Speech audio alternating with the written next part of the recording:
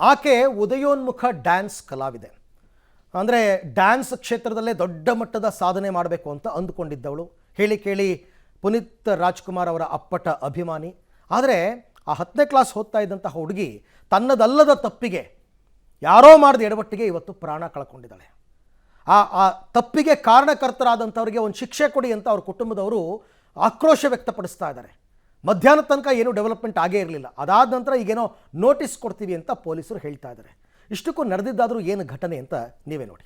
Centring pole ಬಿದ್ದು ಪ್ರತಿಭಾವಂತ ಬಾಲಕಿ ಸಾವು. 5 ಅಂತಸ್ತಿನ ನಿರ್ಮಾಣ ಹಂತದ ಕಟ್ಟಡದಲ್ಲಿದ್ದ ಜವರಾಯ. ಕಟ್ಟಡ ಮಾಲೀಕರ ನಿರ್ಲಕ್ಷ್ಯಕ್ಕೆ ಕಮರಿತು ಬಾಲಕಿ ಡ್ಯಾನ್ಸ್ ಕನಸು. ಮುಗಿಲು ಮುಟ್ಟಿದ ಬಾಲಕಿ ಕುಟುಂಬಸ್ಥರ ಆಕ್ರಂದನ. ಆಕೆ ಪ್ರತಿಭಾವಂತ ಬಾಲಕಿ. ಮುಂದೊಂದು ದಿನ ಡ್ಯಾನ್ಸ್ ನಲ್ಲಿ ಹೆಸರು ಮಾಡ್ಬೇಕಂತ ಡ್ಯಾನ್ಸ್ ಕ್ಲಾಸ್ಗೆ ಹೋಗ್ತಿದ್ಲು.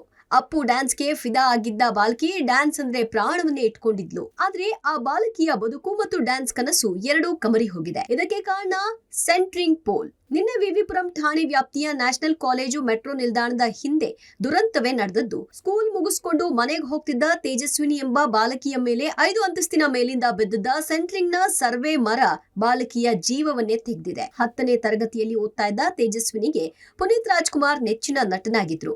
ಡ್ಯಾನ್ಸ್ ಕಲಿಯಲು ಕ್ಲಾಸ್ಗೂ ಸಹ ಹೋಗ್ತಿದ್ಲು. ಆದ್ರೀಗ ಎಲ್ಲವೂ ದುರಂತ ಅಂತ್ಯ ಕಂಡಿದೆ. ಸರ್ವೆ ಮರ ಬಿದ್ದು 10ನೇ ತರಗತಿ ವಿದ್ಯಾರ್ಥಿನಿ ತೇಜಸ್ವಿನಿ ಸಾವನ್ನಪ್ಪಿದ ಸಂಬಂಧ ವಿವಿಪುರಂ ಪೊಲೀಸ್ ಠಾಣೆಯಲ್ಲಿ ಪ್ರಕರಣ ದಾಖಲಾಗಿದೆ.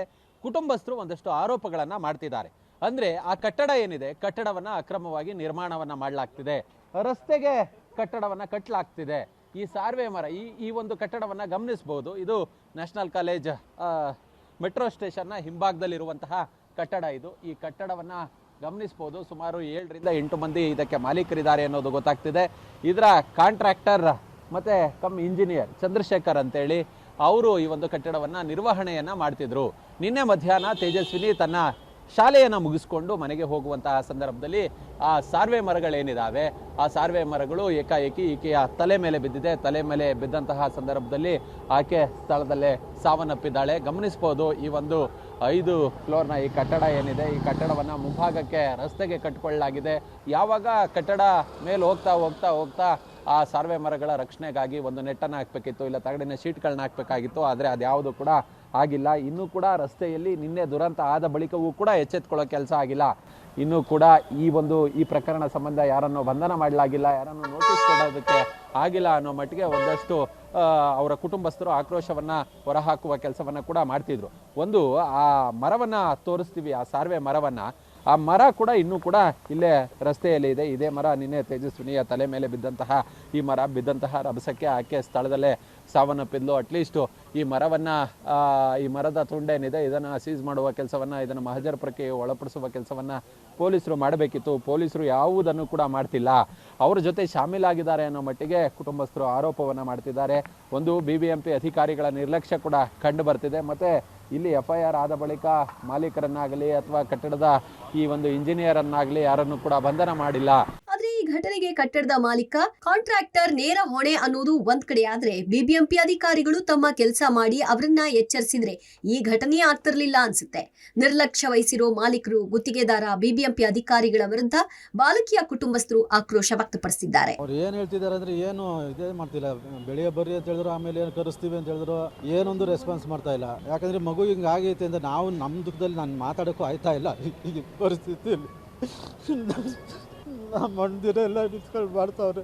ನನ್ನ ಮಗುಗೆ ಆಗಿದೆ, ಬೇರೆ ಯಾರಿಗೂ ಆಗೋದು ಬೇಡ ಸರ್. ಪೊಲೀಸವ್ರ ಮುಖಾಂತರ ಪೊಲೀಸ್ ನಂಬಿಕೆನಕ್ಕೆ ಹೋಗೋ ಪರಿಸ್ಥಿತಿ ಇದೆ ಸರ್. ದಯವಿಟ್ಟು ನೀವೇ ಸಹಾಯ ಮಾಡ್ಬೇಕು ಸರ್. ನನ್ನ ಮಗಳಿಗೆ ಆಗಿದ್ದ ಪರಿಸ್ಥಿತಿ ಯಾರಿಗೂ ಆಗೋದು ಬೇಡ ಸರ್. ಪೊಲೀಸರ ವಿರುದ್ಧವೇ ಮೃತಳ ಕುಟುಂಬ ಆರೋಪ. ವಿಕ್ಟೋರಿಯಾ ಆಸ್ಪತ್ರೆ ಬಳಿ ಆಕ್ರಂದನ, ಆಕ್ರೋಶ.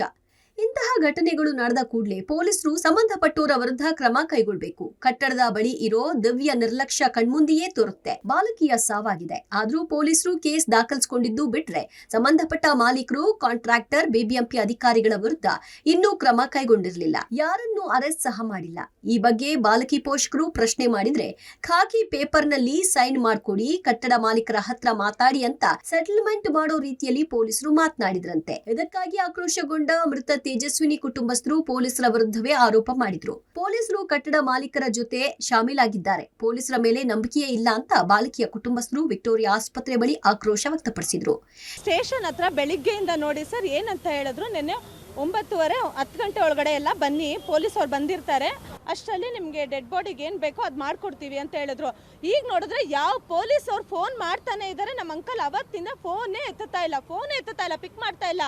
ಸದ್ಯ ಇವಾಗ ನೋಡಿದ್ರೆ ಸ್ಟೇಟ್ಮೆಂಟ್ ಎಲ್ಲ ತಗೊಂಡು ಖಾಲಿ ಪೇಪರ್ಗೆ ಸೈನ್ ಮಾಡಿ ಅಂತ ಇದ್ದಾರೆ. ಇದ್ರ ಅರ್ಥ ಏನು? ಪೊಲೀಸ್ ಅವ್ರ ನಿರ್ಲಕ್ಷ್ಯ ಇದೆ ಅಂತ ಅಲ್ವಾ? ಪೊಲೀಸ್ ಅವ್ರ ರೆಸ್ಪಾನ್ಸಿಬಿಲಿಟಿ ತಗೊಂತಾ ಇಲ್ಲ ಅಂತ ಅಲ್ವಾ? ನೋಡಿ 24 ಅವರ್ಸ್ ಒಳಗಡೆ FIR ಆಗಿ 24 ಅವರ್ಸ್ ಒಳಗಡೆ ಅರೆಸ್ಟ್ ಆಗಬೇಕು ಅಂತ ಇದೆ.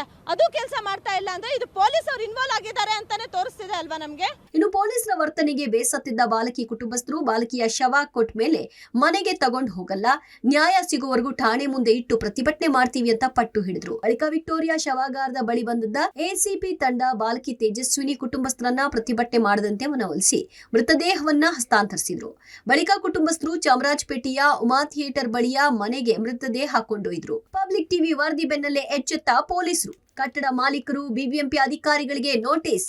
ಇನ್ನು ಬಾಲಕಿ ದುರಂತ ಸಾವು ಬಗ್ಗೆ ಪಬ್ಲಿಕ್ ಟಿವಿ ಸತತ ವರದಿ ಪ್ರಸಾರ ಮಾಡಿದ ಬಳಿಕ ವಿವಿಪುರಂ ಪೊಲೀಸರು ಎಚ್ಚೆತ್ತು ಪ್ರಕರಣ ದಾಖಲಿಸಿಕೊಂಡಿದ್ದಾರೆ.